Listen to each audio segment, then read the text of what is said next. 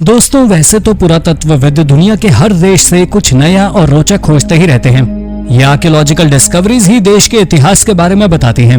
इन्हीं खोजों से हम आइडिया लगाते हैं कि पहले कोई देश कैसा था, वहाँ के लोग कैसे रहते थे, क्या खाते थे, वहाँ की वाइल्ड लाइफ कैसी थी और तब से अब में कितना परिवर्तन आया है। आज हम आपको रूस में हुई 10 अजीब और रोचक खोजों के बारे में बताएंगे। तो चलिए शुरू करते हैं आज की इस वीडियो को। Number 10, demonic skull and Nazi briefcase. हाल ही में रशियन रिमोट रेंज में एक अजीब सा दिखने वाला स्कल पाया गया। यह किसी भी नॉन स्पीशीज के स्कल जैसा नहीं है। वैज्ञानिक इसकी तुलना किसी एलियन स्पीशीज से कर रहे हैं। इसके अलावा कुछ समय बाद इसी जंगल में एक ब्रीफकेस पाया गया जिसमें नाजी सीक्रेटिव इंस्टीट्यूट का लोगो बना हुआ था। लोगों ने इस ब्रीफकेस और स्कल के बीच कनेक्शन ढूंढना शुरू कर दिया। जैसा कि हम सभी जानते हैं कि हिटलर और उसके दोस्त एलियन से काफी इंप्रेस थे और उनसे कांटेक्ट करने को आतुर भी। तो क्या यह सचमुच किसी एलियन का स्कल था या फिर कोई विलुप्त हो चुकी स्पीशीज जिसके बारे में हम नहीं जानते। उस समय रूस के इन जंगलों में क्या चल रहा था, ये अब एक बड़ा रहस्य बन गया है। Number 9, tombs of warrior women. हाल ही में रूस में एक टूम खोजा गया जिसमें 4 वॉरियर वुमेन को एक साथ दफन किया गया था। ये लगभग 2500 साल पुराने हैं, यानी नोमैडिक लोगों के समय के। इन लोगों को सिंथिया कहा जाता था। सिंथियंस वाकई कमाल के योद्धा होते थे। प्राचीन सभ्यताओं में ये एकमात्र ऐसा समूह था जिसकी तुलना आप ग्रीक अमेजोनियन वॉरियर से कर सकते हैं। ये लोग ट्राइब्स में रहते थे और छोटी उम्र से ही लड़के लड़कियों को युद्ध की ट्रेनिंग दिया करते थे। यहाँ अधिकतर महिलाओं को हथियारों के साथ ही दफन किया गया है। 4 वॉरियर वाले इस टूम में भी 3 अलग अलग जनरेशन की महिलाएं हैं। एक लड़की की उम्र तो मृत्यु के समय सिर्फ 12 साल की थी, जबकि बाकी 2 20 साल की और चौथी 50 साल ही है। इन सभी वॉरियर वुमेन को घुड़सवारी करती पोजीशन में दफनाया गया है। Number 8, a dead alien. Nowhere Russia में एक मृत एलियन पाया गया। कम से कम ऑल न्यूज वेब द्वारा अपलोड किए इस वीडियो में तो यही दिख रहा है। वीडियो के अनुसार रूस के बरियशिया में, जो कि साइबेरिया की यूएफओ हॉटस्पॉट साइट के काफी नजदीक है, वहां ये मृत एलियन पाया गया।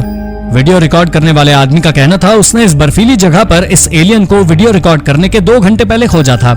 उसका यह भी कहना था कि शायद ये एलियन कई दिन पहले मरा होगा और बर्फ और ठंडे एनवायरनमेंट की वजह से बॉडी प्रिजर्व्ड है। वीडियो में दिखाया ये क्रीचर बहुत छोटे आकार का था और इसकी तुलना सचमुच एलियन से की जा सकती है। इसे खोजे जाने के बाद इसका क्या हुआ, इसके बारे में किसी को कोई जानकारी नहीं है। कुछ लोग इस वीडियो को फेक बता रहे हैं, जबकि कुछ का कहना है ये एलियंस की एग्जिस्टेंस का सबूत है। आपको क्या लगता है, क्या ये वीडियो सच है या फिर एडिटिंग और फोटोशॉप का एक और नमूना? आप अपना जवाब हमें कमेंट करके जरूर बताएं। Number 7, submarine hideout. हाल ही में रूस में एक सबमरीन हाइडआउट खोजा गया। वैसे तो इसे ग्रेट वॉर के अंत समय में सोवियत यूनियन द्वारा बनाया गया था, लेकिन इसे कभी इस्तेमाल नहीं किया गया। इसका कंस्ट्रक्शन 1960 में शुरू हुआ था और 1980 में इसे बनाने का कार्य थोड़ा धीमा पड़ गया और फिर यह कभी खत्म नहीं हुआ। इसमें 2 बड़ी पैरेलल टनल्स को छोटी छोटी टनल से जोड़ा गया है। ऐसा बताया जा रहा है कि ये हाइडआउट इंडिस्ट्रक्टिबल है और न्यूक्लियर बॉम्ब का सीधा वार सह सकता है।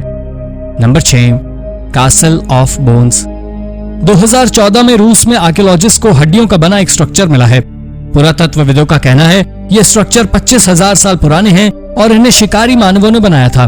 लेकिन ये कासल इंसान या हिरन की हड्डियों से नहीं, बल्कि 60 मैमथ के कंकाल अवशेषों से बनाया गया था।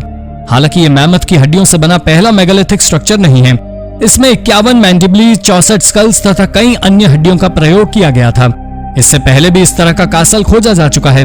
हालांकि यहाँ पर कोई और एनिमल बोन नहीं मिली है, इसीलिए एक्सपर्ट्स का कहना है यहाँ इंसान रहते नहीं थे, बल्कि इसे किसी तरह की मीटिंग या सेरेमनीज के लिए यूज किया जाता रहा होगा। Number 5, an ancient buried church. हाल ही में रूस में जमीन के अंदर दफन एक स्ट्रक्चर खोजा गया। ऐसा कहा जा रहा है कि यह दुनिया का सबसे पुराना चर्च है। यह स्ट्रक्चर नरियान कला के किले के पास पाया गया है। यह साइट 300 AD के समय की है। जमीन के लगभग 11 मीटर नीचे यह चर्च पाया गया, लेकिन दुख की बात यह है कि यह साइट पहले से ही यूनेस्को वर्ल्ड हेरिटेज साइट है। इसीलिए आर्कियोलॉजिस्ट यहाँ खुदाई नहीं कर सकते और शायद ये चर्च हमेशा के लिए रहस्य ही बनकर रह जाएगा।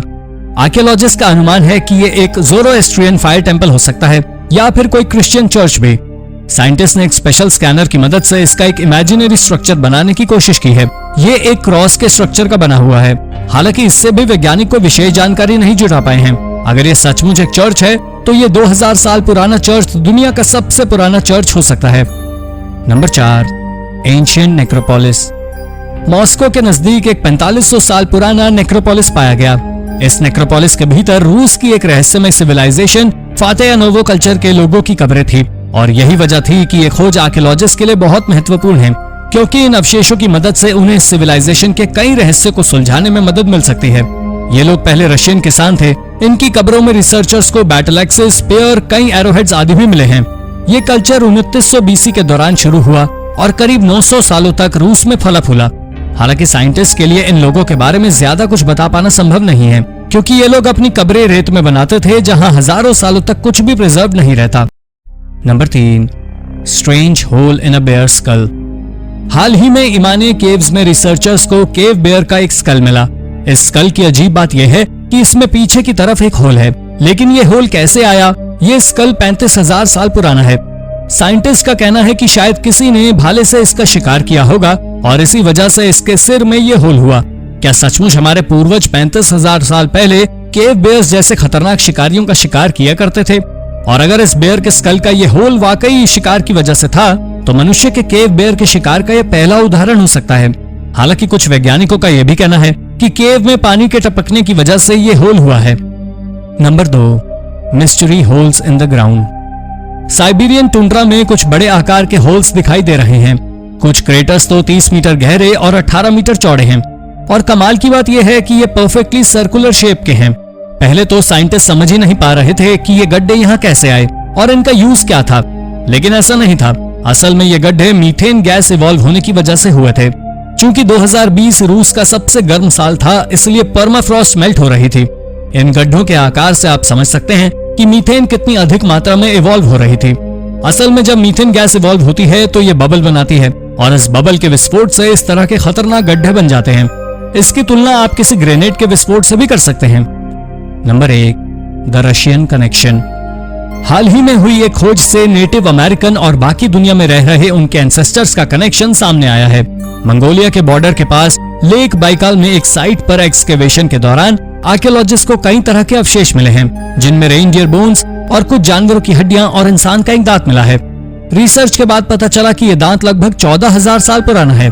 साइंटिस्ट ने इसके जीनोम के बारे में भी जानकारी जुटाने की कोशिश की और इसके बाद जो सामने आया उसने सभी को हैरान कर दिया। ये दांत एक पुरुष का था और उससे भी ज्यादा हैरान कर देने वाली बात यह थी कि इस आदमी का डीएनए आज के समय के नेटिव अमेरिकन, यूरेशियन और पूर्वी एशियन लोगों से मेल खाता है। यानी कि ये आदमी आज के समय में कनाडा और यूनाइटेड स्टेट्स में रहने वाले नेटिव अमेरिकन का सबसे पुराना रिलेटिव माना जा सकता है। यानी कि नेटिव अमेरिकन के एंसेस्टर्स यूरेशिया यानी रूस, मंगोलिया, चीन और कजाकिस्तान के भागों में इवॉल्व हुए थे। उसके बाद ये लोग साइबेरिया से होते हुए कनाडा आ गए और लगभग 10,000 सालों तक बाकी दुनिया से अलग यहीं रहे। लेकिन इन लोगों ने ऐसा क्यों किया, इसके बारे में भी वैज्ञानिक मौन हैं। तो दोस्तों, ये थी हाल ही में हुई रूस में 10 रोचक खोजें। इनमें से कौन सी खोज आपको सबसे रोचक लगी, हमें कमेंट करके जरूर बताएं।